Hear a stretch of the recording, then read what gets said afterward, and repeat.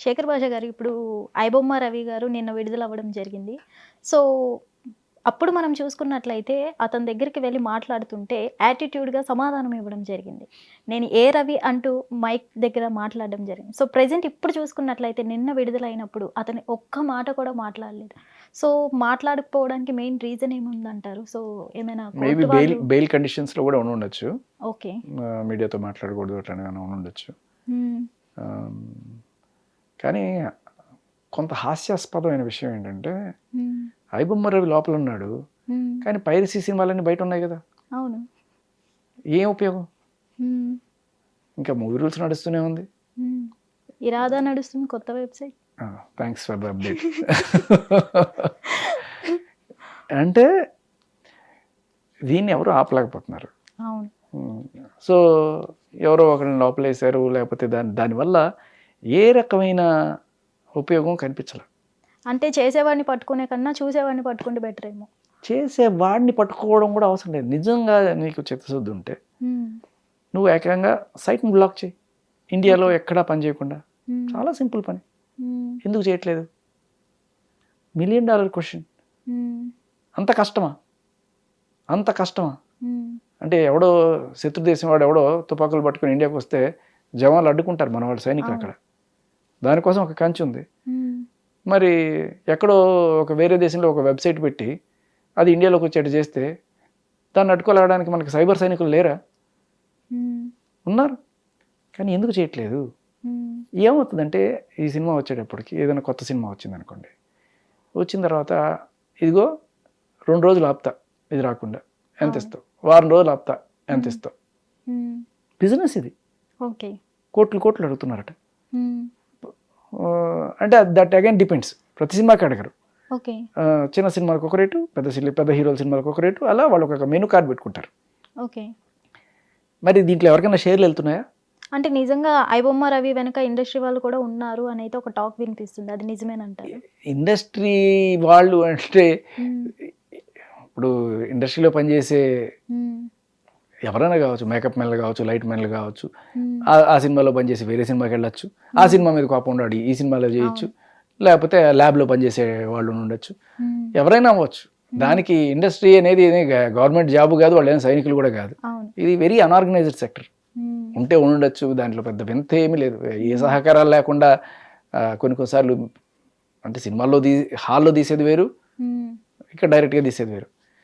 Industry వాళ్ళ సహకారం కన్నా సినిమా హాల్ వాళ్ళ సహకారాలు చాలా ఇంపార్టెంట్. ఓకే. ఇక్కడ జనరల్గా వచ్చేవన్నీ కూడాను కెమెరా ప్రింట్సే కదా. హ్మ్.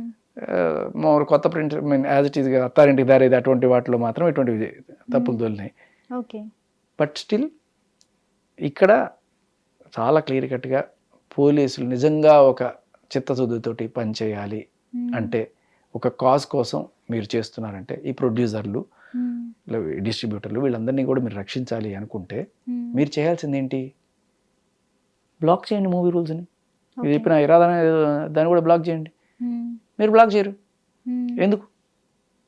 ఎందుకంటే పోలీసు వాళ్ళకి లేకపోతే గవర్నమెంట్కి ప్రొడ్యూసర్ల కన్నా, డిస్ట్రిబ్యూటర్ల కన్నా సామాన్య ప్రజలు మక్కువ ఎక్కువేమో. పాపం వాడు 200-300 పెట్టి టికెట్లు కొనుక్కొని ఏం వెళ్తాడులే, వాడు ఇలా చూసుకుంటారని చెప్పి వాళ్ళు వదిలేస్తున్నారా? అదే చేస్తున్నారా? అంతే కదా. ఇక్కడ ఇంకా వేరే ఏముంది? ఆపాలనుకుంటే మిమ్మల్ని ఆపుతున్నది ఏంటి? ఈ సైట్లని బయట రాకుండా చేయాలి. నీతోనే ఆగేనా బిలహరి సంగీతం అని ఒకటి ఉంది. అలా ఈ ఐబొమ్మను పట్టుకుంటే ఆగిపోయిందా? ఏమి లేదుగా. చెయ్యి అక్కడే ఉంది, చెంప మాత్రం పగిలిపోతుంది అన్నట్టుగా ఆయన జైల్లోనే ఉన్నాడు, ఇక్కడ సినిమాలన్నీ రిలీజ్ అయిపోతున్నాయి వీటిల్లో. సో ఇక్కడ నిజమైన గవర్నెన్స్ కొరవడింది. పోలీసులు వాళ్ళ సైబర్ సెల్స్ ఏం చేస్తున్నాయి, ఇవి ఎందుకు ఆపట్లేదు? ఇప్పుడు కూడా చూడండి, చక్కగా అన్ని సినిమాలు కనబడుతుంటాయి. మేబీ పాపం పోలీస్ ఆఫీసర్స్ డ్యూటీ వల్ల వాళ్ళు 24 గంటల సర్వీస్లో ఉండాల్సి వస్తుంది. సినిమాకి వెళ్ళి చూసే టైం ఉండకపోవడం వల్ల చక్కగా ఇటువంటి సైట్స్లోనే చూసుకోవచ్చు, మనం ఎందుకు వెళ్ళాలి అంత దూరం, ఇవి కూడా బ్యాన్ చేసుకుంటే మనం ఎట్లా చూస్తాం ఈ సినిమాలను వాళ్ళు వదిలేస్తున్నారా? అది కూడా ఐబొమ్మ రవి గారిని అరెస్ట్ చేసిన 2 డేస్కే ఎస్బీఐ వెబ్సైట్లో మూవీస్ రావడం జరిగింది. సో ఓన్లీ ఐబొమ్మ రవి ఒక్కరే ఇదంతా చేస్తున్నారంటారా, వెనక ఇంకెవరైనా టీం ఉన్నారనుకుంటున్నారా? ఇప్పుడు ఐబొమ్మ రవి కాకపోతే ఇంకొకటి చేస్తాడు, ఇది ఒక మోడల్. ఓకే. ఇప్పుడు ఇల్లు ఇలా కట్టాలని తెలుసుకున్న తర్వాత వీడు కాకపోతే ఇంకోటి కడతాడు, ఏముంది దాంట్లో. ఐబొమ్మ రవి పోతే అమ్మాయి ఒక కాంపిటేటర్ తగ్గాడు, మనం చేసుకుందాం, ఇంకోటి దిగుతాడు. వీళ్ళందరికీ బెట్టింగ్ యాప్స్ లేకపోతే రకరకాల యాడ్స్ వస్తుంటాయి కదా, ఆ యాడ్స్ నుంచి రెవెన్యూ వస్తూ ఉంటుంది. దీనికి తోడు వీటికన్నా పెద్ద రెవెన్యూ ప్రొడ్యూసర్ల దగ్గర నుంచి, ఇగో 2 రోజులు ఆపుతా, 3 రోజులు ఆపుతా, ఆడియోని అంటే మెనూ ఉంటుంది అనమాట. ఎలా అంటే ఆడియోని బాగా డిస్టార్ట్ చేసి వేస్తాం, హెచ్డి ప్రింట్ కాదు, ఆడియో బాగా మఫుల్డ్గా వచ్చేట్టు వేస్తాం. చూస్తారు కానీ వాళ్ళకి సరిగ్గా ఉండదు, క్వాలిటీ బాగాలేదు అని చెప్పి తీసేస్తారు కొంతమంది. లేకపోతే వీడియో ఇంకా కొంచెం బ్లర్రీగా షేకీగా పెడతాం, ఇదొక మెనూ. ఇంకా బాగా క్లియర్గా ఉంటుంది ఈ ప్రింట్ ఏది రిలీజ్ చేయమంటావు, దీనికి ఈ రేటు, దీనికి ఈ రేటు, దీనికి ఈ రేటు, అసలు కంప్లీట్గా రిలీజ్ చేయొద్దంటావా, లేకపోతే దానికి ఇంకో రేటు. బిజినెస్ పాపం అంటే అగైన్ ప్రొడ్యూసర్ పాపం అనుకుంటే పాపమే ఒక రకంగా. అంత కష్టపడి అంత తీసిన తర్వాత వీళ్ళ చేతుల్లో బాబు నువ్వు ఆపరా బాబు. నిజంగా ప్రొడ్యూసర్కి ఎవరిని అడగాలి? పోలీసులను అడగాలి. పోలీసుల్ని ప్రతి సినిమాకి అడుక్కోవాలా? ఎందుకు? సైట్ని నువ్వు బ్యాన్ చేయొచ్చుగా. ఈ సైట్ బ్యాన్ చేస్తే ఇంకోటి వస్తుంది, బ్యాన్ చేయి, ఇంకోటి వస్తుంది, బ్యాన్ చేయి. లేదు, చూసేవాళ్ళు ఎవరో పట్టుకుని వాళ్ళని లోపలే నలుగురిని. మీకు భయం వేసింది కదా.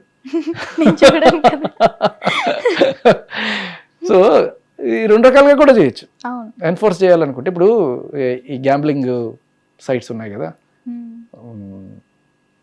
ఈ సైట్స్ని బ్యాన్ చేయడం ఒక రకంగా ఇదైతే, ఇంకో రకంగా అమ్మో ఇది ఆడుతున్నామని తెలిస్తే మన పోలీసులు పట్టుకెళ్తారు, అలా కూడా 2-3 కేసులు పెట్టారు. సో అలా పట్టుకున్నా కూడా అమ్మో మళ్ళీ పట్టుకుంటారనే భయంతో అవి రావు. సో ఐబొమ్మ అనే పర్సన్ పెద్ద హ్యాకర్, ఇతని దగ్గర చాలా మందివి కొన్ని డేటా ఉంది, దానికోసమే భయపడి బెయిల్ ఇచ్చేశారు అని చాలా మంది చెప్తున్నారు. ఇది నిజమేనండి? దానికోసం భయపడి బెయిల్ ఇచ్చారా, దానికోసం లోపలేసారా? అంటే దానికోసం లోపల వేసి. ఇప్పుడు ఏంటంటే వీళ్ళు ఎంత ఉదాసీనత ప్రదర్శిస్తున్నారు మన cyber cells, not just Hyderabad, India మొత్తం కూడా ఇది ఇంత చక్కగా నడుస్తుంది. 3 పూల అరకాయల బిజినెస్ లాగా ఎవ్వడా ఆపట్లేదు. హిందీ సినిమాలు కూడా ఏమీ మినహాయింపు కాదు. నార్త్ సౌత్ ఈస్ట్ వెస్ట్ అన్ని చోట్ల ఇది చక్కగా వెబ్సైట్లో రిలీజ్ అయిపోతున్నాయి. అన్ని భాషల సినిమాలు రిలీజ్ అయిపోతున్నాయి. తమిళ్ లేదు, తెలుగు లేదు, హిందీ లేదు, ఎవ్వడా ఆపట్లేదు. మన పోలీసులే అనుకుంటే తమిళనాడు పోలీసులు అంతే, తమిళ రాకర్స్ కూడా ఉంది ఒకటి. అలాగే బాలీవుడ్లో పోలీసులు అంతే. బొంబాయి పోలీసు లేదు, చెన్నై పోలీసు లేదు, ఏపీ లేదు, తెలంగాణ లేదు. ఎవ్వరు కూడా ఏమి చేయకుండా చేష్టలుడికి చూస్తుంటారు. అరే మీరు వాళ్ళని పట్టుకోవడం పక్కన పెట్టండి, ఇది ఆపితే ప్రొడ్యూసర్ సేఫ్ కదా. ఇప్పుడు ఐబొమ్మను రవి పట్టుకోవడం వల్ల ఏ ప్రొడ్యూసర్కి లాభం వచ్చింది? ఎవరికి రాలేదు. నిజానికి ప్రొడ్యూసర్కి మీరు లాభం చేయాలనుకుంటే మీరు చేయాల్సింది ఏంటి? ఐబొమ్మ రవిని కాదు, ఐబొమ్మను ఆపండి. అది అది ఆపడానికి వాడిని పట్టుకోవాల్సిన అవసరమే లేదు. డైరెక్ట్గా సైబర్ సెల్లో మీరు బ్లాక్ చేయొచ్చు. చేయరు. ఎందుకంటారు? అదే ఇందాక అదే డౌట్ వచ్చింది నాకు. అంటే ఈ పోలీస్ ఆఫీసర్ల బిజీ షెడ్యూల్లో సినిమాలు చూడలేకపోతున్నారు కదా, అది ఫోన్లో చూసుకోవాలని దానికి వాళ్ళు ఏమైనా ఇటువంటి ఏమైనా చేస్తున్నారా? చాలా సింపుల్ ప్రొసీజర్ కదా. కొన్ని సైట్స్ చూడండి, ఎప్పటికీ దొరకవు. ఓకే, వాళ్ళు మూవీస్ చూసుకోవడం కోసం ఊరికే అంటున్నాను, జస్ట్ క్రిటిసిజం అంతే. అది అంటే వాళ్ళు చెయ్యాలి. నిజంగా మీకు ప్రొడ్యూసర్లని డిస్ట్రిబ్యూటర్ని బతికించాలి, మూవీ ఇండస్ట్రీని బతికించాలనుకుంటే మనుషులు వదిలేయండి, సైట్లను బ్లాక్ చేయండి. మీకు చెప్పండి, ఈ ప్రొడ్యూసర్కి ఏం తెలుసు కదా ఎలా సేవ్ అవుతారు వాళ్ళు. సైట్ బ్లాక్ చేస్తేనే మనిషిని పట్టుకుంటేనా? అసలు ఐబొమ్మగా రవి చేసింది తప్పు అంటారా మీరు? ఎవరు చేసినా తప్పే. అసలు ఏ రకంగా ఇప్పుడు అదే సినిమాలో పక్కో ట్యూన్ దెబ్బడానికి నువ్వెవడు రా అంటే ఎవడో ఒక ట్యూన్ చేస్తాడు, అది తీసుకొచ్చి లిరిక్ మార్చేసి ఇది నా ట్యూన్ అని చెప్పుకుంటే ఎట్లా ఉంటుంది? నువ్వు చెయ్యాలంటే చక్కగా మంచి ఉద్యోగం చేసుకో, గౌరవంగా సంపాదించుకో. అదేమి ఇలా రాబిన్ హుడ్ లాగా ఉన్నవాడిని కొట్టు, లేనివాడికి పెట్టు అంటే తప్పు చేసిన వాడిని కొట్టు. ఉన్నవాడు అంటే బేసిక్లీ తప్పు చేసిన వాడు కాదు కదా. ట్యాక్సీలు కడుతూ పద్ధతిగా బతుకుతూ వాళ్ళు సినిమాలు తీసుకుంటున్నారు, బతుకుతున్నారు. కానీ ఇక్కడ జనాలకి ఒక్క మంట ఏంటంటే మీ సినిమాల రేట్లు విపరీతంగా పెంచేశారు, సామాన్యుడిని అడ్డి విరగొట్టే రేంజ్కి మీరు తీసుకెళ్ళిపోయారు. సో మేము ఎలా చూడాలి సినిమాలు? అది కూడా పాయింటే. సో వీళ్ళు అది కూడా కన్సిడర్ చేయాలి. అది కన్సిడర్ చేసి కాస్త రేట్లు కూడా తగ్గిస్తే జనాలు థియేటర్లకు వస్తారు అనేది ఉండాలి. ఇవాళ రేపట్లో ఏ స్టేజ్కి వెళ్ళిపోయిందంటే సినిమా ఒకప్పుడు 100 రోజులు 50 రోజులు ఆడిన సినిమాలు 200 రోజులు 500 రోజులు షోలే లాంటివి.